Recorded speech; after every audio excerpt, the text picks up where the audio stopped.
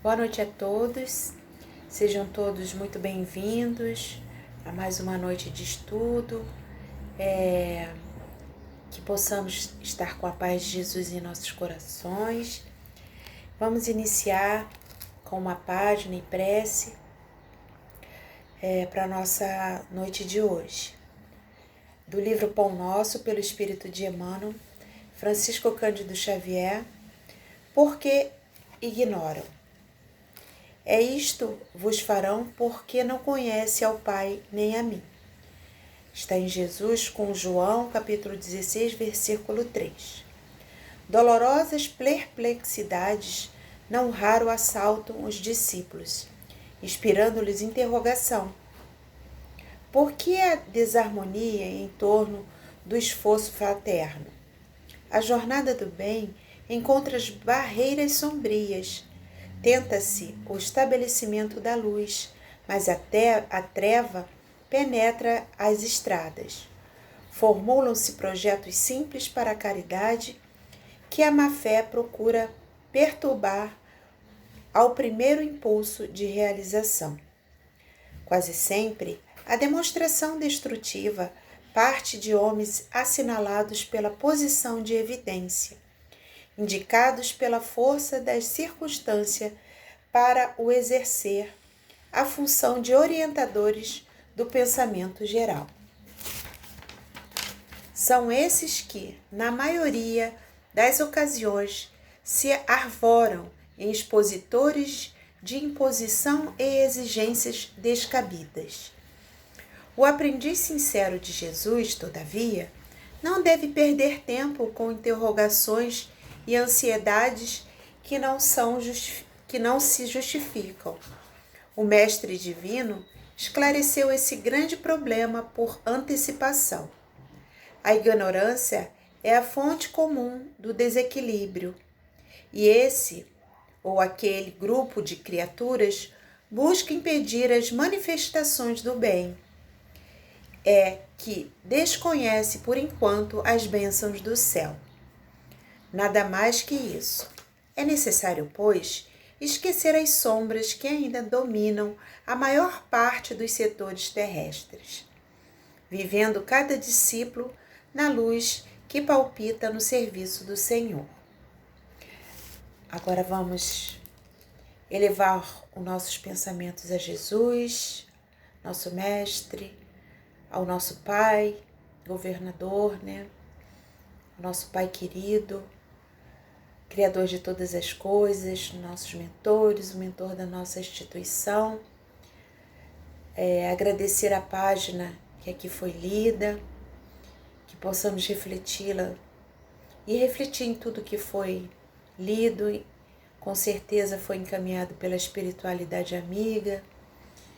E agradecer mais essa oportunidade de estudo, de convívio com a espiritualidade maior, e que possamos, nesse momento, estar nessa conexão para entendermos um pouquinho mais essas informações que virá através do nosso estudo da noite e pôr em prática, com certeza, no nosso dia a dia. Que não fique somente na questão do intelecto, mas principalmente na questão das ações. Graças a Deus, fique conosco hoje, agora e sempre, querido Mestre Jesus. Graças a Deus.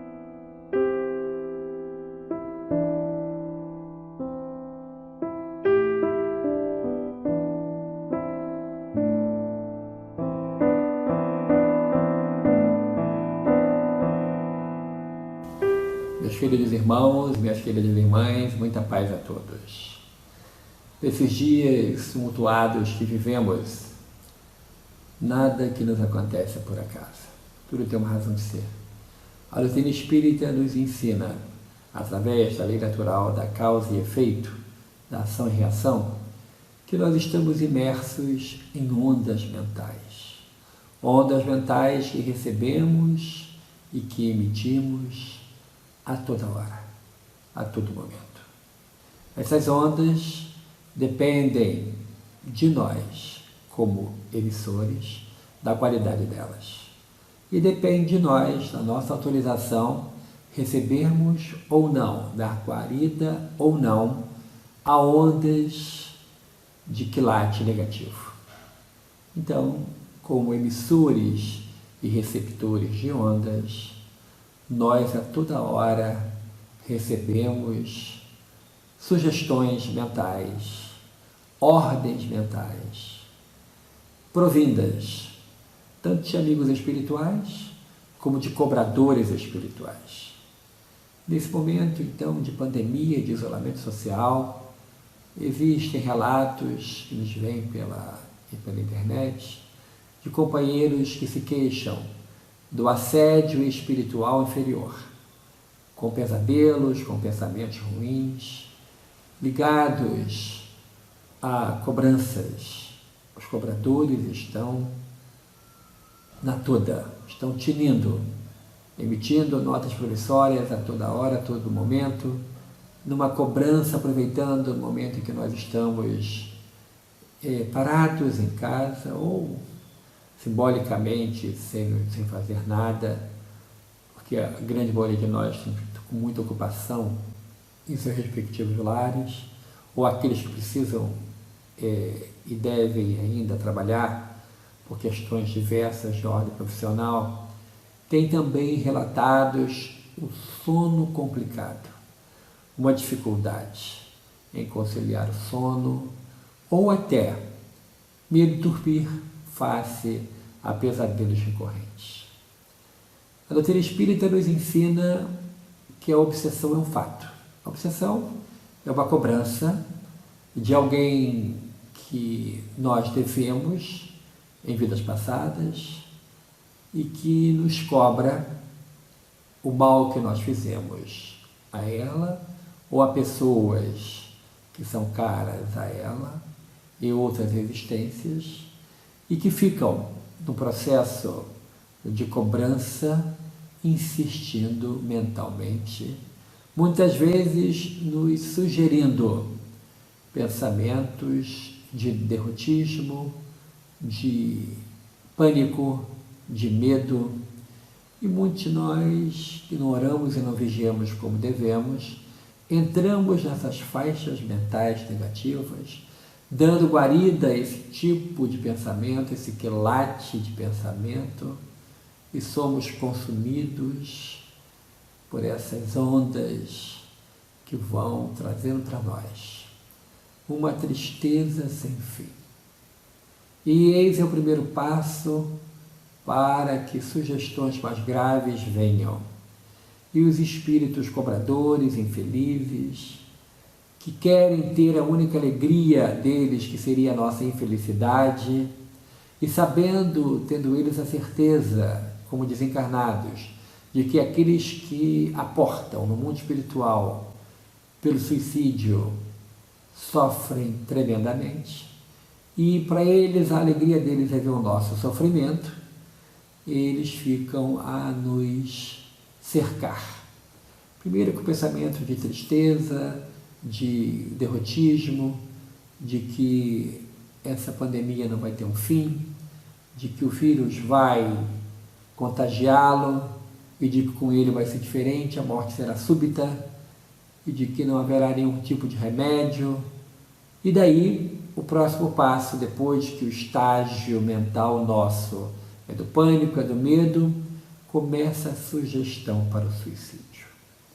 Nesse capítulo muito especial do suicídio, as outras religiões que não têm conhecimento ou que não pregam o conhecimento que nós espíritas temos, ensinamos e pregamos, elas param na metade do caminho por nós percorrida de que só Deus dá vida, só Deus pode tirar a vida. Quando, na verdade, aqueles que conhecem o que nós conhecemos, nós sabemos das consequências terríveis da desencarnação pelo suicídio.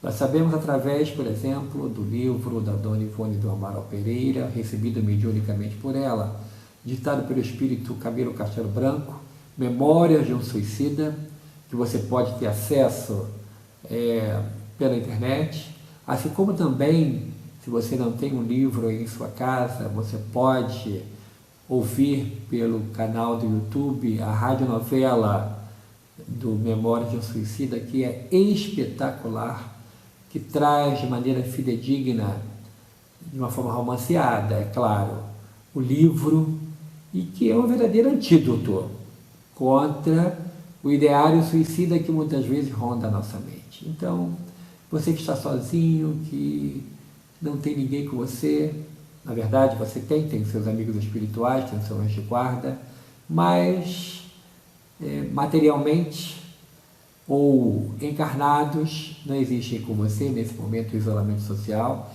e esse tipo de pensamento lhe visita. O que fazer? Uma das saídas, uma opção, é ouvir a radionovela.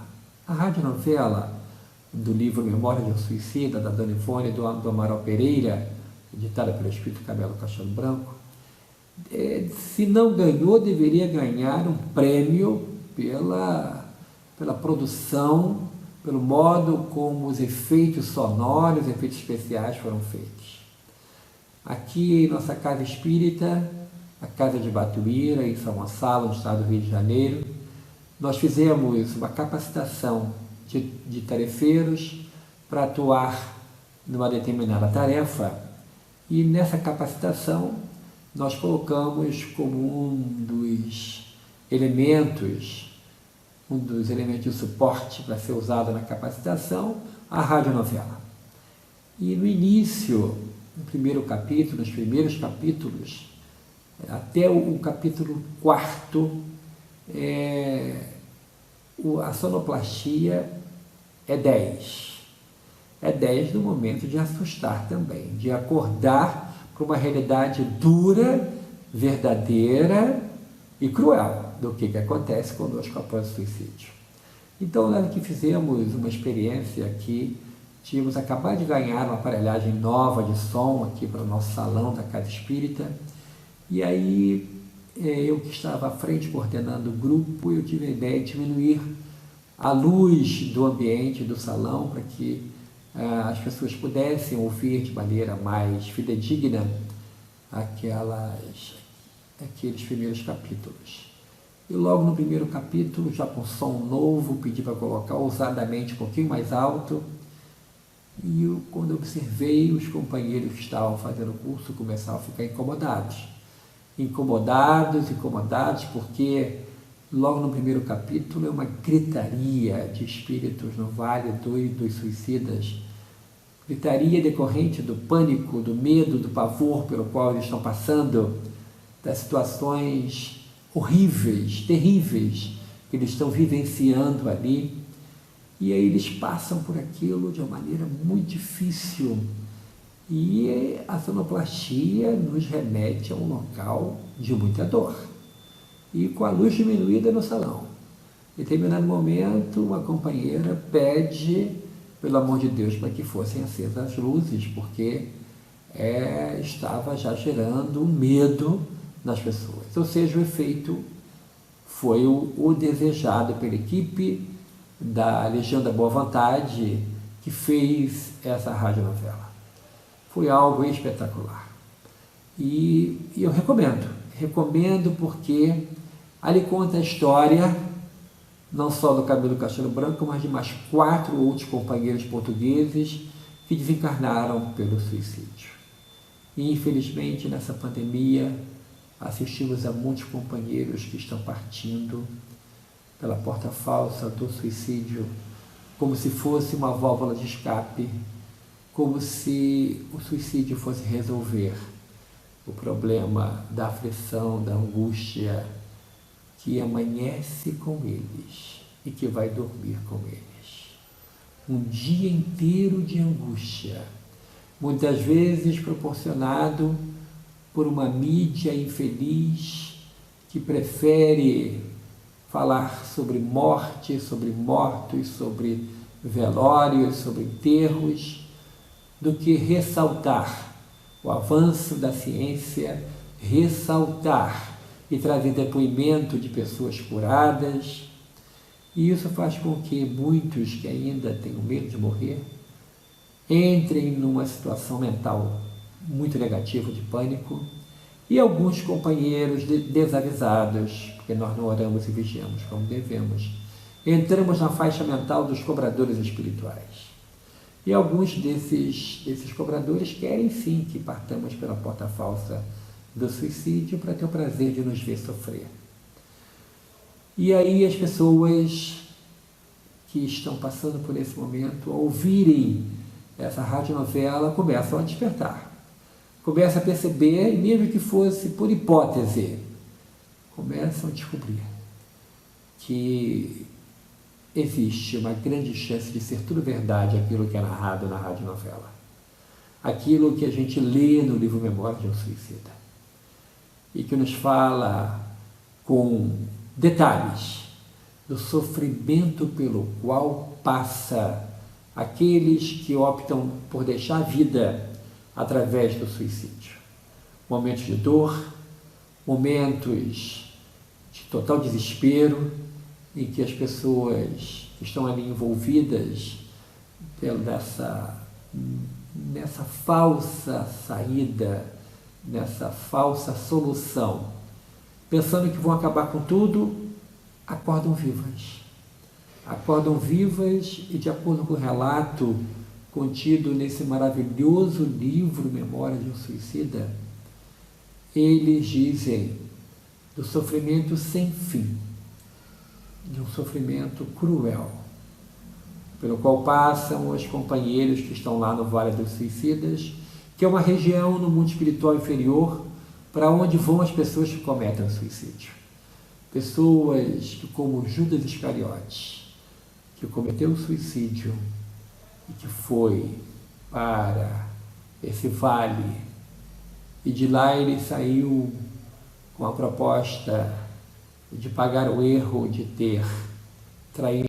Segundo nos narra e nos ensina Humberto de Campos, Judas Iscariotes quitou a sua dívida mental da sua própria consciência, envergando um corpo feminino e capitaneando uma grande batalha, trazendo a França de volta para os franceses e morrendo na fogueira na cidade de Rouen, na França.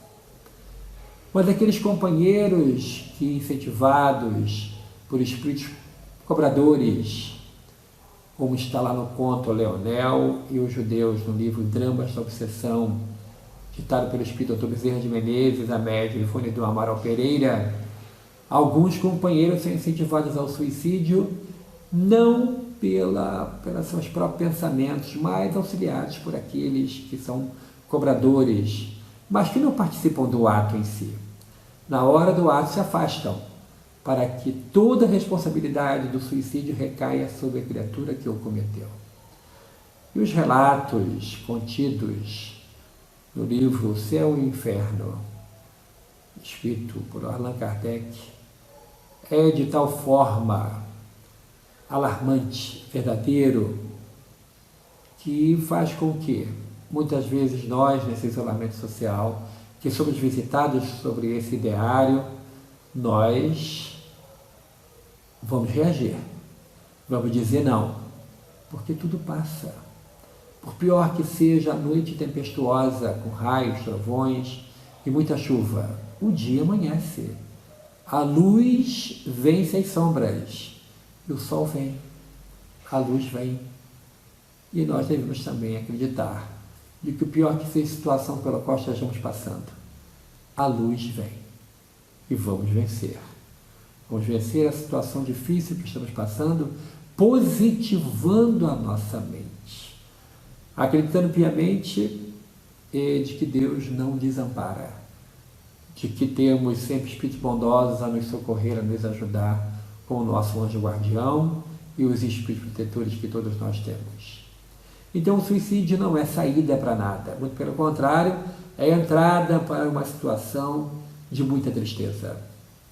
E nos países ditos mais desenvolvidos, aonde muitas vezes a pessoa é assaltada pelo pensamento de que vale a minha vida, qual é a minha razão de viver, e motivado por uma perda de um ente querido ou motivado por um insucesso econômico, um insucesso amoroso, a criatura pensa em vingar-se do outro matando.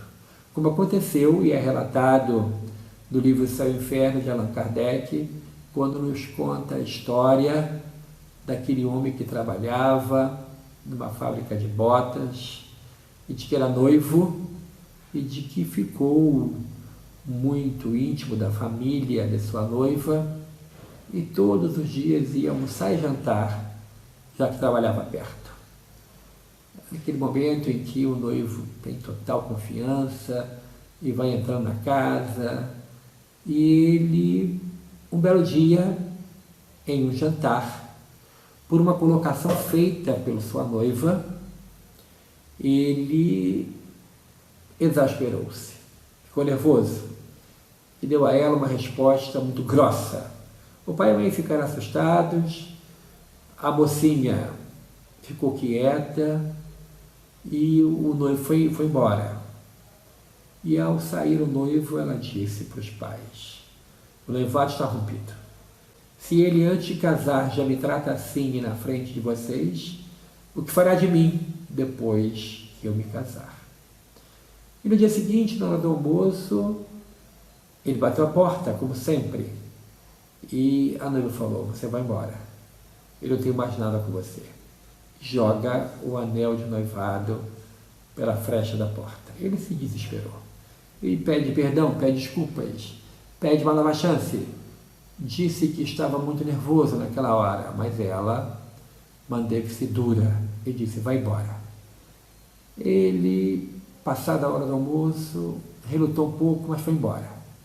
Na hora da janta, a moça morava numa vila, na época em que não existia ainda a luz elétrica, e as pessoas se utilizavam de velas para ajudar na caminhada. Ele foi na casa da noiva para jantar. Bateu a porta. E a mãe da noiva disse: minha filha, reconsidera, perdoa ele, esquece. É seu noivo, vocês vão casar. E a mocinha disse: não, eu não quero mais ele. Não vamos casar mais. E foi à porta e o repreendeu severamente e mandou ele embora. E ele brigou, reclamou, chorou e ela manteve-se irredutível. E o pai e a mãe pedindo: minha filha, reconsidera, e ela irredutível.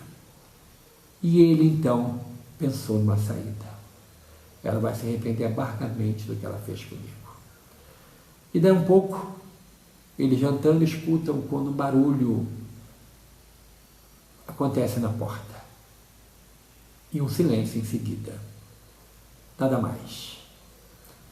Passado alguns minutos, um dos moradores da casa seguinte, a dela, vindo com uma vela à mão, que já era noite, grita ao passar em frente à porta dela, pede socorro. E ela abre a porta e, encostado na porta, estava o noivo dela.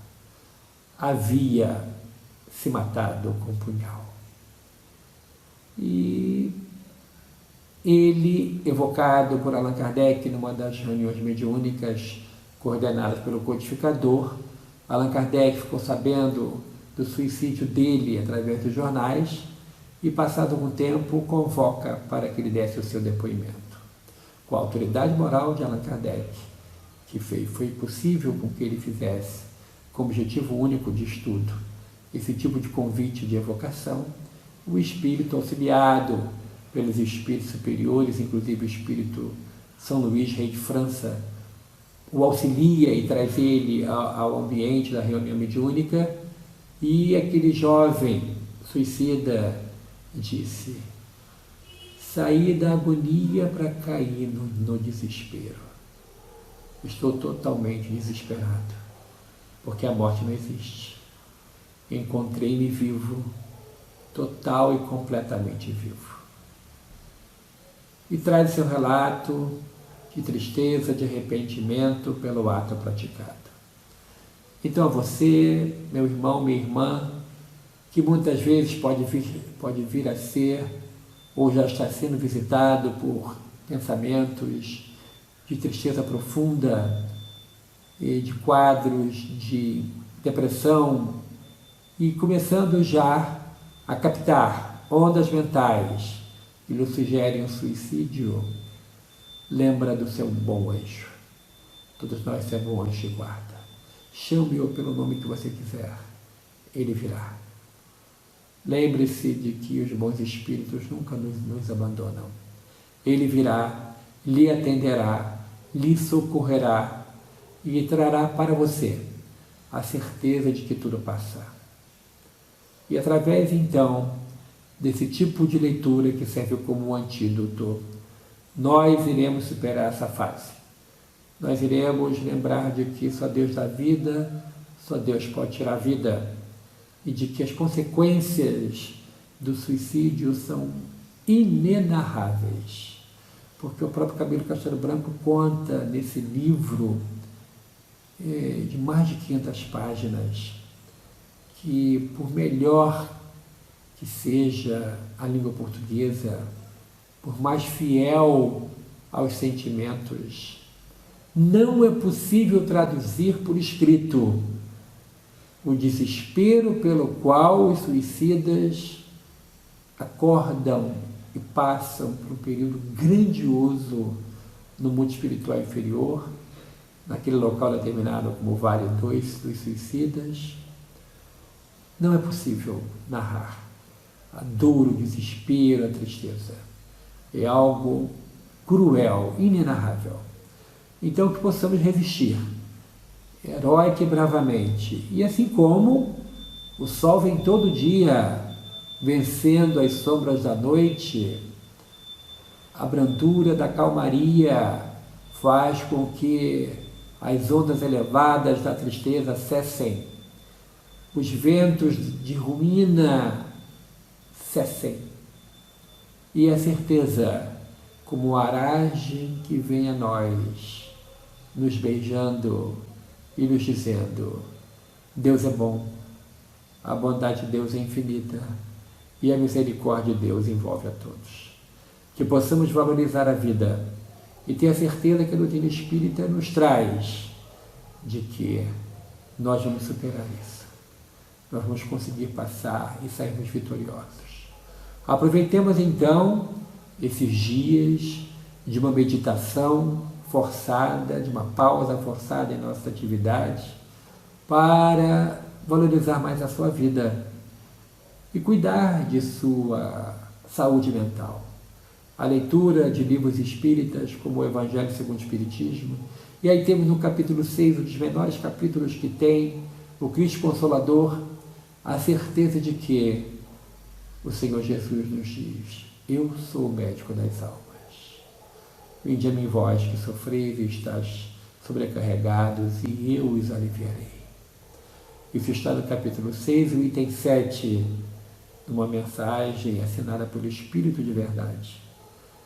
É um capítulo que nos traz a certeza de que o Cristo consola e de que a doutrina espírita, ela é essencialmente consoladora. Então, irmãos queridos, irmãs amadas, a porta do suicídio nunca deve ser experimentada. Balancemos a nossa cabeça, evitando esses pensamentos, e se eles insistirem, vamos ouvir, através do nosso celular, o Evangelho segundo o Espiritismo falado, e coloca no capítulo 6, de maneira muito especial, e você vai ouvir também ali o depoimento dos espíritos superiores dizendo de que o Cristo consola, de que o Senhor Jesus é o grande médico que cuida de todos nós. Para finalizar, lembramos daqueles que passaram pela terra por provas tão difíceis. Superando-as, deixaram na terra um rastro de luz, como é o grande benfeitor dessa casa, a casa de Batuíra, o próprio Batuíra, que passou por situações tão difíceis no estado de São Paulo, perseguido por uma intolerância religiosa inconcebível, nos dias de hoje, mais existente no finalzinho do século XIX, início do século XX. Ele que só fez o bem, ele que tinha o dom de curar através dos passes, ele que construiu diversas casas assistenciais, era perseguido de forma cruel por companheiras de outro credo, que não aceitavam a doutrina espírita, não aceitavam a liberdade religiosa, não aceitavam o espiritismo como manifestação de fé e o perseguiam implacavelmente. E ele respondia com obras. Respondia e muitas vezes assinando o editorial do jornal Verdade e Luz, que ele mesmo organizava e que chegou a impressionante tiragem de 5.000 exemplares em um período onde os jornais de grande circulação da cidade de São Paulo não ultrapassavam 2.000 exemplares. O jornal Verdade e Luz, ele assinava o editorial com a palavra ninguém. Ele era ninguém. Ou seja, revestia-se da couraça da caridade, combatia o bom combate e guardava fé. Tinha a certeza de que os bons espíritos o orientavam. Isso era de tal forma que ele, empreendendo viagens de divulgação doutrinária, ia em cidades pequenas e a sua fama de médium que trazia cura pelos passes se espalhou de tal forma que ao chegar em estações de trem, em cidades pequeninas, além dos companheiros da casa espírita daquela cidade, o delegado de polícia estava esperando ele, não para prendê-lo, mas para levá-lo à delegacia, pois naquela época não existiam ainda hospitais psiquiátricos e os loucos ficavam presos. E o delegado o convidava para que fosse à cadeia orar sobre os doentes mentais. E ele, sabendo que a doença mental era produzida por uma influência espiritual, por um processo obsessivo, como nos ensina de forma magistral o querido benfeitor Dr. Bezerra de Menezes, no livro que ele escreveu ainda encarnado, A Loucura sob o Novo Prisma, ali traz de forma especial o querido Batuíra, o exemplo de que a fé espírita resolve casos complicados. Entrava na cadeia e, impondo as suas mãos sobre a cabeça dos enfermos, ele os curava e livrava de obsessões cruéis. E o delegado de polícia ficava grato, porque era um caso a menos a ser resolvido. Então, meu irmão, minha irmã, que você que está me ouvindo, que está me vendo, vamos dizer não ao convite ao suicídio, na certeza de que Deus não abandona nunca. E se porventura essas nossas palavras tiverem sido ouvidas também por companheiros desencarnados que foram para o mundo espiritual pela porta falsa do suicídio, acreditem que a misericórdia de Deus é infinita. E assim como chegou o momento do socorro para Camilo Castelo Branco e seus 4 amigos portugueses, que depois de pagarem pelo erro praticado e terem ficado alguns anos sofrendo no Vale dos Suicidas, o socorro chegou e foram para o refazimento, para o planejamento do futuro, foram para a Colônia Maria de Nazaré. Então, ao contrário de outras concepções religiosas, a doutrina espírita explica que depois de carpido pelo erro praticado, o socorro vem e nós seremos socorridos. E aqueles que partiram pela porta falsa do suicídio, a eles será dada uma nova oportunidade reencarnatória para reparar pelo erro praticado. Saúde e paz para todos, que possamos vencer a nós mesmos, continuarmos firmes, porque Deus não dá fardo mais pesado que aquele que a gente possa carregar. Muita paz a todos, o nosso abraço querido.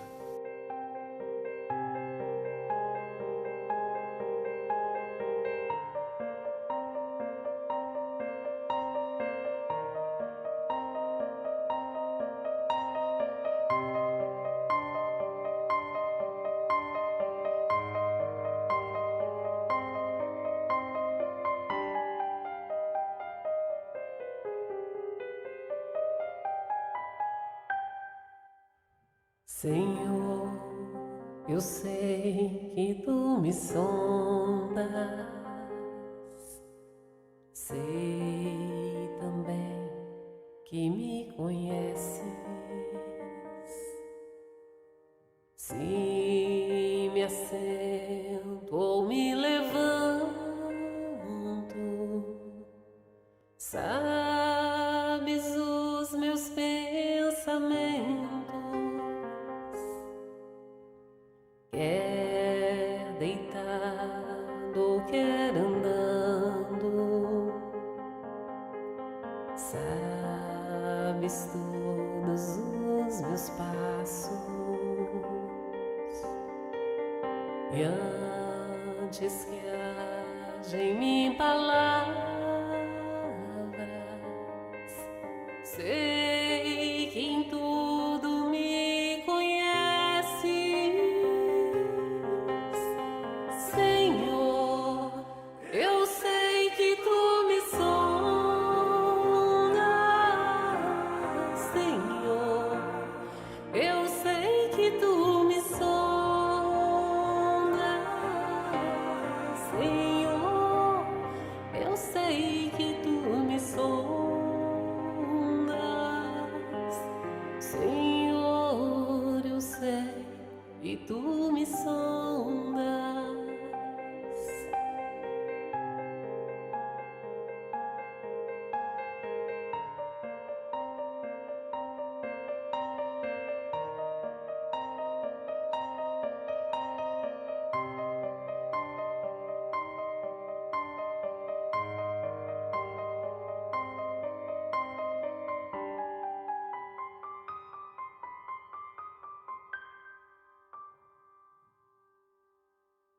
Deus, tu me cercaste em volta, tuas mãos em mim repousam,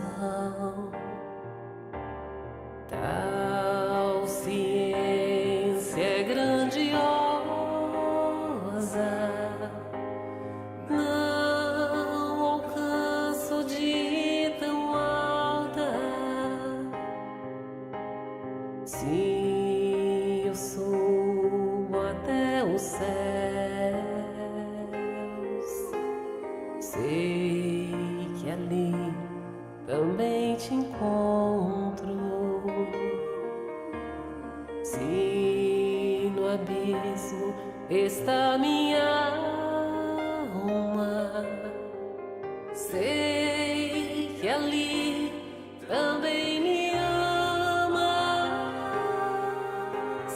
Senhor, eu sei que tu me amas. Senhor, eu sei que tu me amas.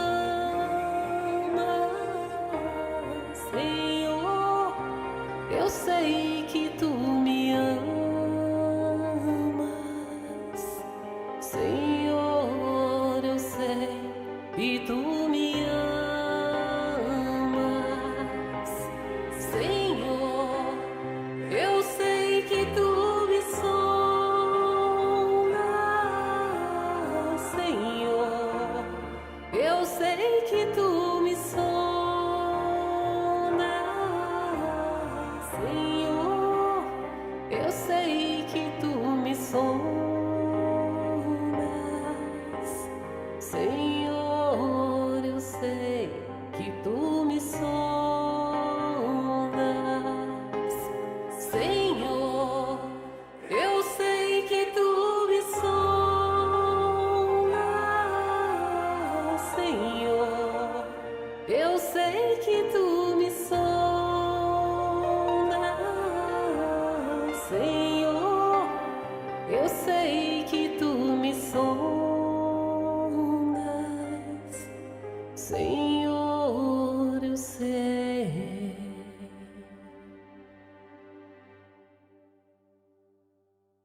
que tu me sondas,